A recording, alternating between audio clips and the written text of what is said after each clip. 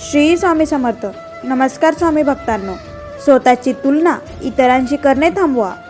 आपल्या मुलांची तुलना इतर मुलांशी करणे, आपल्या बायकोची तुलना दुसऱ्या बायकांशी करणे, आपल्या नवऱ्याची तुलना इतरांच्या नवऱ्यांशी करणे, आपल्या जीवनशैलीची तुलना इतरांच्या जीवनशैलीशी तुलना करणे थांबवा.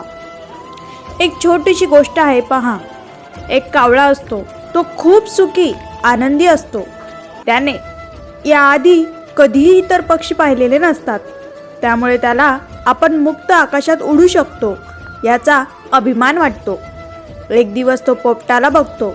पोपटाचा तो हिरवा रंग, लाल चोच बघून त्याला वाटते, हा पक्षी किती सुंदर आहे, मी असा का नाही. तो पोपटाला जाऊन तसे सांगतो. पोपट म्हणतो, जोपर्यंत मी मोराला पाहिले नव्हते तोपर्यंत मला सुद्धा असेच वाटायचे की मी किती सुंदर आणि नशीबवान आहे, पण आता वाटत नाही. मग कावळा पोपटाला घेऊन मोराला भेटायला जातो. तर मोर एका पिंजऱ्यात असतो. कावळा सुद्धा मोराला पाहून म्हणतो, तू किती सुंदर आहेस आणि नशीबवान, तुला एवढा छान रंग मिळाला, पिसारा मिळाला.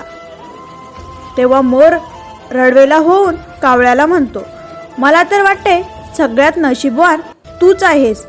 फक्त तू असा आहे की कुणीही तुला पिंजऱ्यात बंद करून ठेवू शकत नाही. तू स्वतंत्र आहेस. हे ऐकून कावळ्याला कळते की तो किती नशीबवान आहे ते.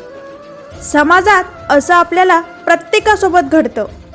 5 लाख वर्षाला कमावणाऱ्या व्यक्तीला मित्रमैत्रीण 12 लाख कमावतो त्याचं वाईट वाटतं.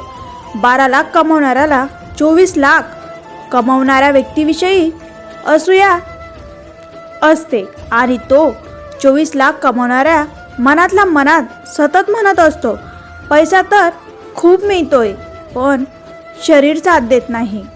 यापेक्षा 4 कष्टाची कामे केली असती, पैसा कमी कमावला असता तर शरीर चांगलं असतं.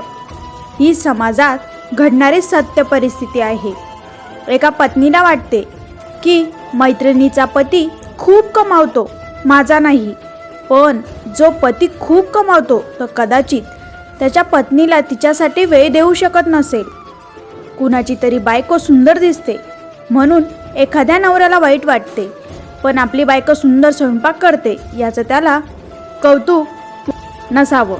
मैत्रिणीचा मुलगा दुसऱ्या देशात गेला त्यामुळे एका आईला स्वतःच्या मुलाच्या बाबतीत वाईट वाटत असावं, पण आजारपणात आपला मुलगा एका हाकेसरशी आपल्या सेवा करायला हजर असतो याचा विचार ती कधीच करत नाही.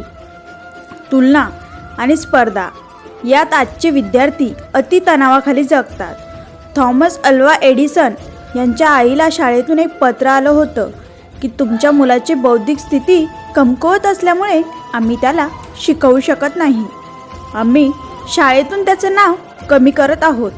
दुसऱ्या दिवशी एडिसन यांना त्यांच्या आईने शाळेत जायला नकार दिल्यावर त्यांनी आईला विचारले, मी शाळेत का जाऊ शकत नाही.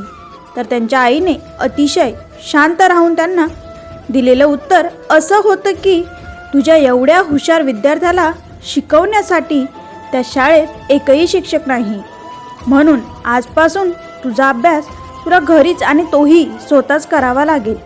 आणि हे उत्तर ऐकल्यापासून एडिसन स्वतःला जगातील सगळ्यात हुशार विद्यार्थी समजू लागला आणि ते जगातील सगळ्यात महान शास्त्रज्ञ झाले.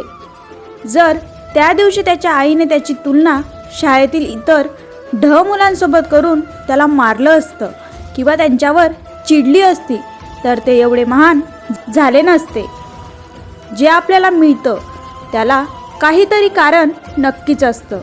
ते कारण प्रत्येकाला सापडेल असं नाही, पण जे मिळालंय त्यात समाधानी राहण्याचा प्रयत्न आपण नक्की करू शकतो. इतरांशी तुलना करताना मनाला खूप वेदना होत असतात, खूप त्रास होत असतो. आपण दिसायला सुंदर नसू पण आपला हस्ताक्षर सुंदर असेल. आपण चांगले वक्ता नसू पण उत्तम लेखक असू. आपण लाखात कमवत नसू पण आरोग्य उत्तम असेल. आपण बाहेर देशात नसू पण आपल्या जवळच्या लोकांच्या सानिध्यात असू. आपल्याकडे खूप पैसा नसेल पण आदर आणि प्रेम देणारे लोक जवळ असतील. जे त्याला मिळालं ते मला का नाही असा विचार करण्यापेक्षा हे मला का मिळालंय यातून मग काय उत्तम करू शकतो याचा आधी विचार करा. जो माणूस कोणत्याही संकटाला भीत नाही, घाबरत नाही, मृत्यूलाही भीत नाही, तोच माणूस जीवनाची गोडी चाखू शकतो. कारण रात्री फुलाला तरी कुठे माहीत असते की सकाळी त्याला मंदिरात जायचं आहे की स्मशानात. म्हणूनच जीवन जगायचे ते मजेतच जगायचे. सुख आणि दुःख हे पाहुणे आहेत, वारंवार येतील आणि जातील. जर ते आलेत नाही तर आपल्याला अनुभव कुठून येणार. जीवन खुश राहून जगायला शिका. कारण रोज सायंकाळी फक्त सूर्यच मावळत नाही तर आपले मौल्यवान जीवनसुद्धा कणाकणाने कमी होत असते. तर स्वामी भक्तांनो, आजची ही माहिती कशी वाटली, आवडली असेल, काही जरी शिकण्यासारखं वाटलं असेल तर प्लीज व्हिडिओला लाईक करा.